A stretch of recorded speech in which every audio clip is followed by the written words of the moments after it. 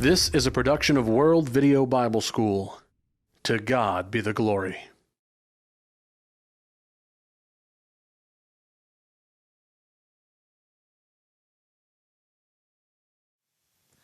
Our lesson today is entitled, Our God is a Consuming Fire.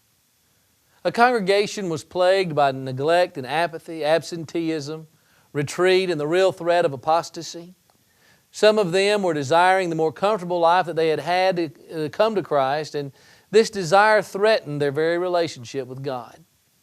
These may have been second-generation Christians who were brought to Christ by others, Hebrews 13:7.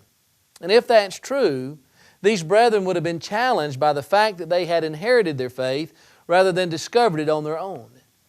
There is certainly a logical connection between an inherited faith and an apathetic spirit. The fact that this church's apathy is established throughout the letter. In Hebrews 2 and verse 1, they were neglecting their salvation and not paying attention to the word that was delivered to them. In chapter 5 and verse 11, they were dull of hearing and their spiritual growth was stunted so that they had not grown in the basic ways that a Christian should grow. Chapter 6 and verse 12, they struggled with spiritual sluggishness. In Hebrews 10:25, some had abandoned the assemblies and the concern was that others were in danger of following suit. It's in line with human nature for us to take for granted blessings that we have never been without. The purpose of Hebrews is in 13 and verse 22. I urge you, brethren, to bear with this word of exhortation, for I have written to you briefly. If the problem was apathy and neglect, then the answer was exhortation, an urgent appeal to them. That indicates that their apathy and neglect was not no big deal. And the way to overcome their spiritual drifting and decline was by focusing on Christ. So often what gets lost in a church's focus, motivation, drive, and desire is loving and pleasing Jesus. And the same thing happens in our individual lives. We forget what He's done for us and where He is right now and what He is doing for us right now. We fail to see what great advantages we enjoy because we belong to Him. One of the preacher's greatest struggles in helping a church is knowing what best motivates them to act and grow and to live more like Jesus. That's the theme to which the writer of Hebrews devotes himself, and he leaves a great pattern for us. He motivates in a variety of ways. But in the spirit of Paul, in 2 Timothy 4:2, it includes the positive and the negative. At one point in Hebrews, he compares these Jewish Christians to Esau because they were giving up their honored position as Christians and children of God for something of lesser value. Not only was this foolish, it was the road to their eternal destruction. In Hebrews 12:18-29, there is an exhortation that is built around a sharp contrast between the Old Covenant and the New Covenant with Christ. This contrast is drawn up with several other contrasts. What could be touched and what couldn't be. What can be shaken and what cannot be. Between Sinai and Mount Zion. Between one who spoke from earth and one who speaks from heaven. Between a movable kingdom and an immovable kingdom. And while Esau may not have appreciated what he had, these Christians must appreciate it. The writer of Hebrews had just urged these Christians to remain faithful in Hebrews 10, verse 26-31, with strong language. Now the writer is not in a bad mood or venting frustration there.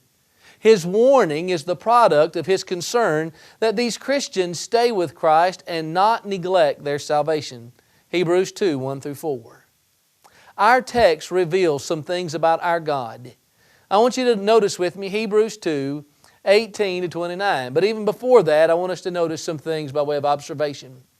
First of all, in our text, we see that our God is a God of grace. Verse 15-17. It's true that grace is not the focal point of these verses, but that Esau had fallen short of God's grace, and these first readers in Hebrews were in danger of also falling short of it. Those Christians who cause trouble and strife, who are bitter about their lives and whose lives are sexually immoral and ungodly are falling short of God's grace. But the fact that there is an inheritance to be gained, verse 17, spiritual life, verse 9, all remind us of God's graciousness and desire that we be saved. The very backdrop of the book of Hebrews is that these Christians had the grace of God through Christ and they were thinking about abandoning it. There's no alternative. Whatever else one chooses and wherever else one goes, every person who stands lost before Jesus on the judgment day will have either rejected or failed to obey God's wonderful grace. Eventually, Esau understood just exactly what he had given up, but it was too late. These who leave Christ will someday recognize what they gave up in rejecting God's grace, but it will be too late. Our God is a God of grace, the first observation. But then second, we observe from our text that our God is a God of might. Verse 18 through 22. The point of the final paragraph of Hebrews 12 is the idea of our coming before God. The part of God's nature presented in these verses is focused on the part of Him that punishes those who refuse and reject Him. This part of God does not contradict the part of His nature that motivates His grace and mercy and love. They must all be understood together if we will have a balanced biblical view of God. The writer of Hebrews begins his teaching on this part of God by looking at His fearful power. This example and contrast in giving the old law on Mount Sinai and the Jews' reaction, it's interesting that verse 18 through 21 is one sentence in the Greek, and it comes from different places in the Old Testament, from Exodus 19 and 20, from Deuteronomy 4 and 5 and 9. Condensing all of that material into one sentence makes the description that much more terrifying. The word gloom or blackness seems to be an adjective the Hebrews writer adds to the account. The total picture painted for us here is of how awesome and dreadful the scene was when the law was given to Moses up on Mount Sinai. You know, we live in an age of computer-generated effects, in an era where cameras and other video equipment can create images and footages that can make our mouths drop. Do you remember the opening ceremony of the 2008 Summer Olympics in Beijing, China? The visual effects were relentless and flawless, and it is reported that one night alone cost more than $100 million. In April 2009, the company D-Box installed a limited number of chairs in a movie theater in LA and 2 theaters in Surprise, Arizona that move and shake and tilt and rumble to match the on-screen action. Those who have tried the seat say that it allows them to engage more of their senses as they feast their eyes and ears on the action thriller. But I want you to imagine the scene at Sinai for people who knew nothing of computer-generated effects or even TV for that matter. And also keep in mind that this wasn't visual trickery, but the actual power of God. The Hebrews writer describes their response to God's fireworks with words and phrases like gloom, begged, could not bear, terrible, fear and trembling. If even an animal had grazed Sinai, had to be stoned. What would have happened to a person who touched the mountain when Moses was receiving the law from God? But these Israelites who had just seen the 10 plagues and the Red Sea miraculously parted, and that now saw this dynamic display at Sinai, refused to follow God in taking the land of Canaan. Can you imagine? In fact, their rejection began immediately. Deuteronomy chapter 9, verse 15 says that Moses says, I turned and came down from the mountain while the mountain was burning with fire, and the 2 tablets of the covenant were in my 2 hands. And I saw that you had indeed sinned against the Lord your God. You had made for yourselves a molten calf. You had turned aside quickly from the way of the Lord that He had commanded you. Bob Deffenbaugh says that the sensory events accompanying the giving of the law were numerous, spectacular, and impressive. One could not ask for more impressive or substantial proof, not only that God existed, but of His majesty and power and holiness.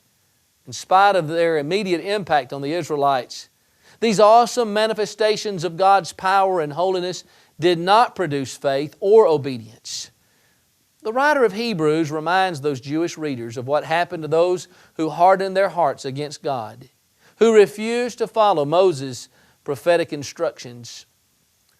In Hebrews 3:16 it says, For who provoked him when they had heard? Indeed, did not all those who came out of Egypt led by Moses? With whom was He angry 40 years? Was it not with those who sinned, whose bodies fell in the wilderness? And to whom did He swear that they would not enter into His rest, but to those who were disobedient? And so we see that they were not able to enter because of unbelief. That is what happened to those who saw the events associated with the inferior, the first covenant. In a moment we're going to see what God has provided for us under the new covenant. And although it came without the sight and the sound effects of the old covenant, it is a better covenant, Hebrews 8, 6, and 7.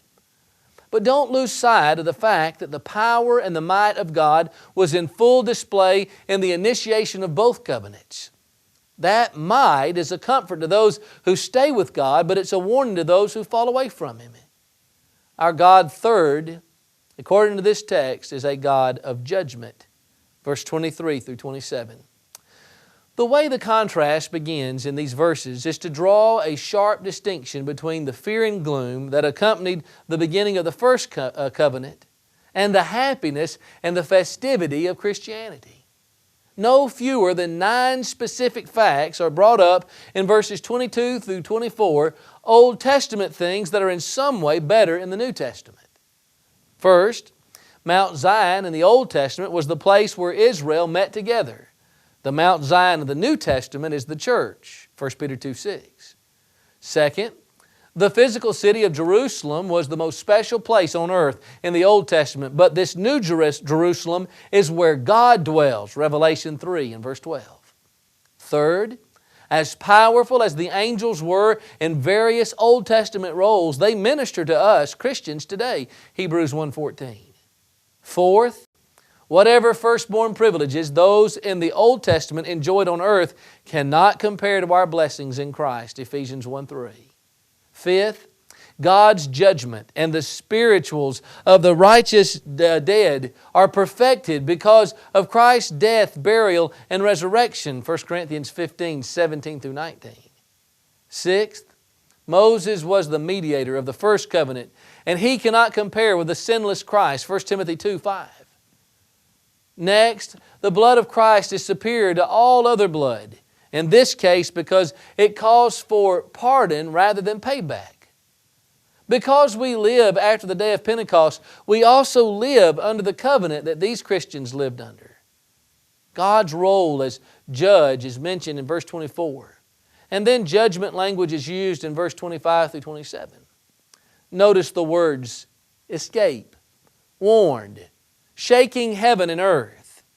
The message is that if we refuse Christ, who warns us from heaven against forsaking Him, we will not escape when He shakes heaven and earth on the day of judgment. The writer of Hebrews takes a prophecy from Haggai 2 and verse 6, and it applies it to Christ's work at the judgment. On Judgment Day, every one of us will stand before God and give an account of ourselves. On that day, there's going to be a separation.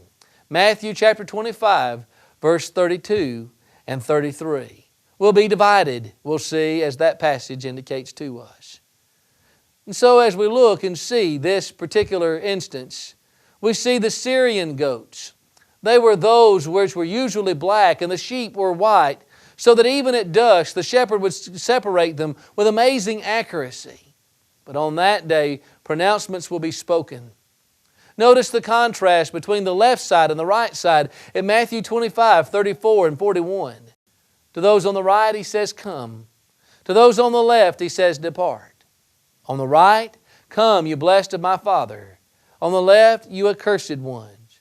Right, inherit the kingdom. Left, into eternal fire. Right, prepared for you. Left, prepared for the devil and his angels.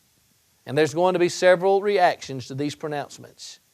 Matthew 25, 34 beginning, it says that the righteous, true to character, are going to feel unworthy. In verse 24 of Matthew 25, some of the lost are going to question God's justice. In Matthew 25 and verse 11, others of the lost will plead for God's mercy. In Matthew 7, 21 through 23, still others will plead for salvation on the basis of their false religious deeds. In Matthew 25, 44 through 46, others will plead ignorance. But what will happen in the final analysis? According to Jude 15, the Lord will execute judgment upon all, and to convict all the ungodly of all their ungodly deeds which they have done in an ungodly way, and of all the harsh things which ungodly sinners have spoken against Him. On that day, eternity in heaven or hell will begin. Matthew 25:46. All of this will be affected by the judgment of God. Since 1947, the village of Fabrici de Carigine has been underwater for most of the time. That was when a regional electric company drowned the community by building a hydroelectric dam on the Edron River. The village's 146 residents were forced to move. Once a decade, the 312-foot dam needs maintenance and the reservoir is drained. And then the village briefly emerges from the lake bed, and the former residents have the brief chance to revisit the ruins of its 32 houses and one church building before it is flooded again. At the end of the New Testament, Revelation 20 and verse 13 says, "The sea gave up the dead that were in it, and death and Hades delivered up the dead who were in them, and they were judged each one according to his works. And death and Hades were cast into the lake of fire. This is the second death. And anyone not found written in the book of life was cast into the lake of fire. Someday the waters of the first death for all will recede, but the lost will be swallowed up again by the second death." Revelation 2:11 says, "He who overcomes will not be hurt by the second death." It is God's desire for His people to continue in Him, so that when He appears, we may be confident and unashamed before Him at His coming, 1 John 2:28. The writer of Hebrews had made some things very clear throughout the letter already, that unbelieving and disobedient people did not escape God's punishment. Hebrews 2 and verse 3 says that. Hebrews 3:16 through 18 echoes it, and it's seen again in Hebrews 4:11, and once more in Hebrews 10:27 through 28. That refusing Him that speaks from heaven would be apostasy, and that was occurring. You see it in Hebrews 6 through 8. In Hebrews 10:26 through 31, and Hebrews 12:15 through 17. The writer's words then, see to it in Hebrews 12:25. Allow him to launch into a strong warning about the consequences of refusing the one who has the will and the power to judge. We're getting a picture of our God in this text in Hebrews chapter 12. And fourth, we see that our God is a God of sovereignty. Verse 28. There are some conclusions to be drawn based on the awesome nature of God that's presented by the writer of Hebrews. The first, in verse 28, is that God is a master to be served. We can see from the blessings that He gives us in Christ just what kind of master He is, verse 22 through 24. But He is still to be regarded as our sovereign God.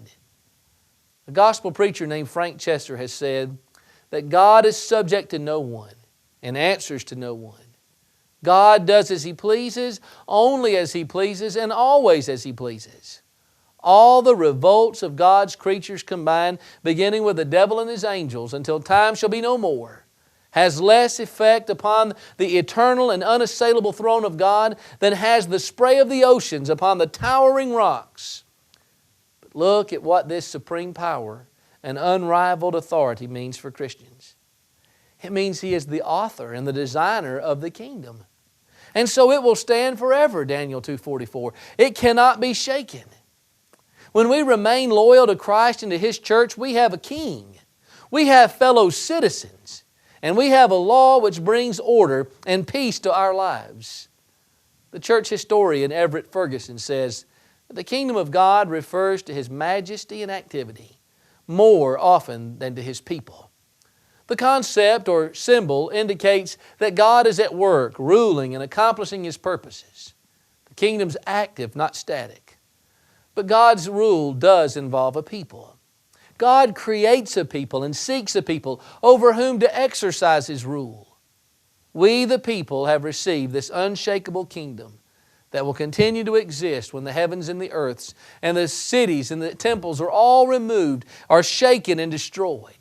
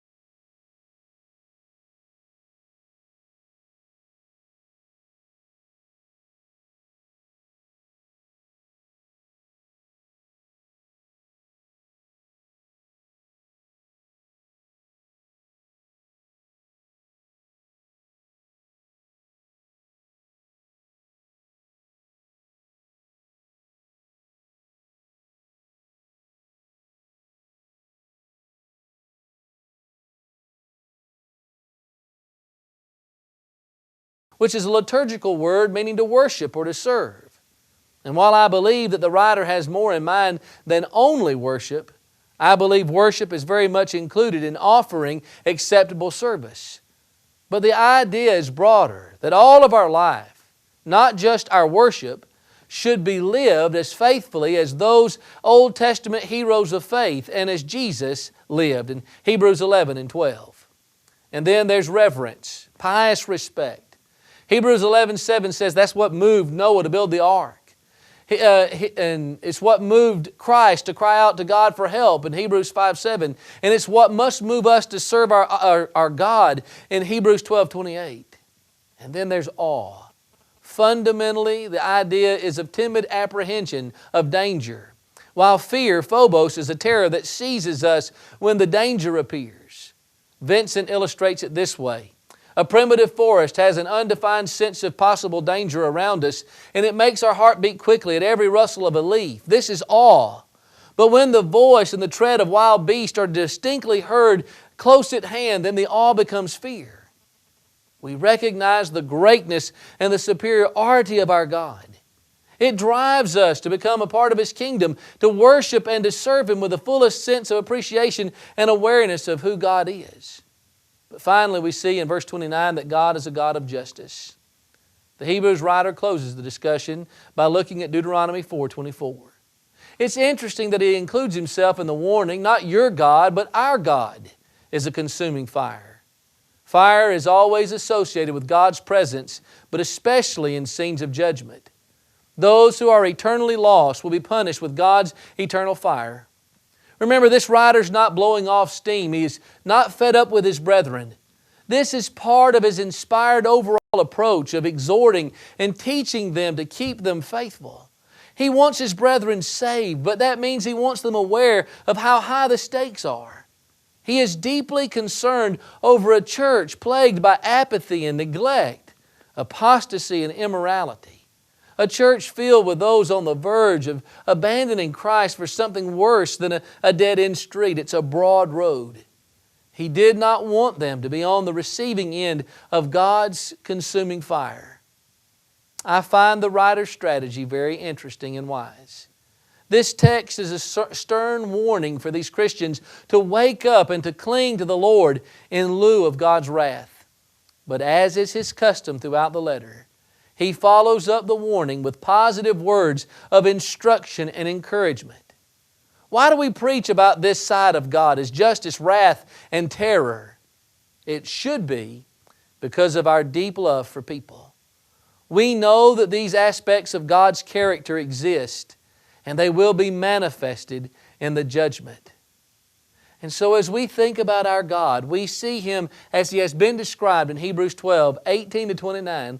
Let it move us to serve Him.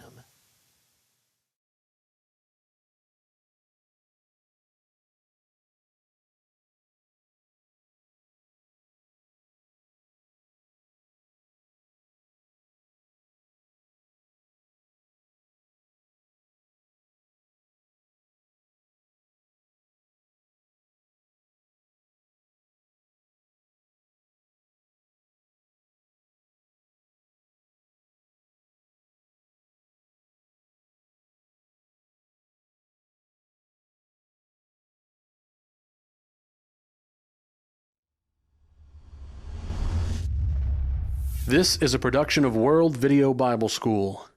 To God be the glory.